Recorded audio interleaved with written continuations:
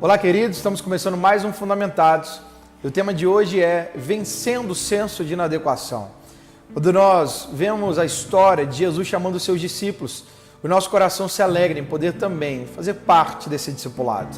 E um dos momentos mais incríveis desse tempo de discipulado é quando Jesus ele pede o barco de Simão Pedro emprestado, para que ele pudesse, através do barco, pregar uma multidão que estava à beira-mar. E a Bíblia diz que depois que Jesus usou o barco de Pedro para poder pregar a palavra, anunciar o Evangelho, Jesus então dá uma ordem a Pedro para que Pedro pudesse voltar a um lugar mais fundo e poder jogar a rede novamente.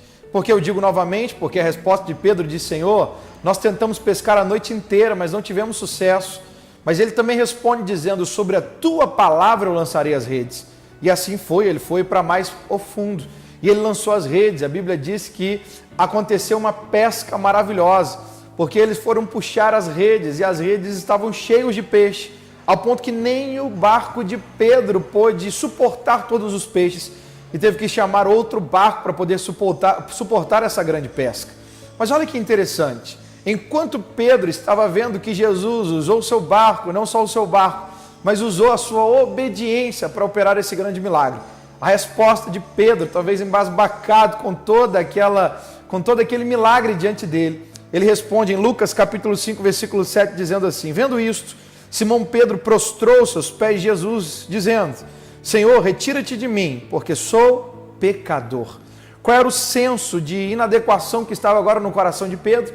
Pedro olhou para aquela maravilha, olhou para o Senhor e disse: Senhor, eu sou indigno de fazer parte daquilo que o Senhor está fazendo nessa terra.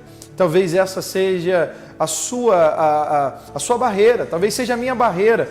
Temos o senso de inadequação no lugar da nossa indignidade. Nos achamos indignos para operarmos com o Senhor, para podermos ser canais dele, para poder receber o que ele tem para nós. Mas preste atenção, a obra da cruz foi exatamente isso. O único que era digno morreu no nosso lugar, derramou a sua integridade diante de Deus o Pai e a ofertou a sua vida íntegra para salvar os indignos, para salvar os pecadores, para salvar aqueles que não podiam, não eram, não tinham nada daquilo que Deus realmente precisava para poder fazer alguém herdeiro. Mas Jesus morreu a nossa morte, a morte substitutiva. E porque Ele entrega a sua vida digna, Ele nos faz dignos de fazer parte da obra dEle, chamado Boas Novas, o Evangelho de Deus.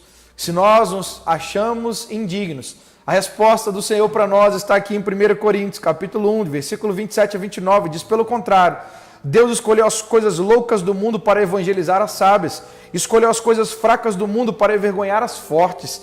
Deus escolheu as coisas humildes do mundo e as desprezadas, e aquelas que não são, para reduzir a nada as que são, a fim de que ninguém se vanglorie na presença de Deus.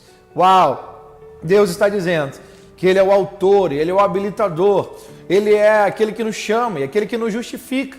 Então, Paulo está dizendo para a igreja de Corinto e também para nós: Deus não está chamando muitos de nobre descendência, mas Ele está chamando pessoas que pela sociedade não seriam, mas nas mãos do Senhor, através da obra da redenção, o resgate do Evangelho, a habilitação da graça de Deus.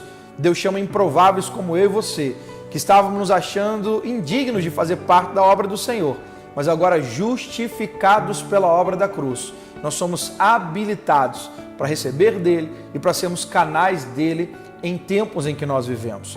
Se o Senhor está te chamando e há esse senso de inadequação, de indignidade, diga a esse senso: olha, o meu Deus me chama de um lugar indigno, mas Ele justifica a minha vida pela cobertura do seu sangue.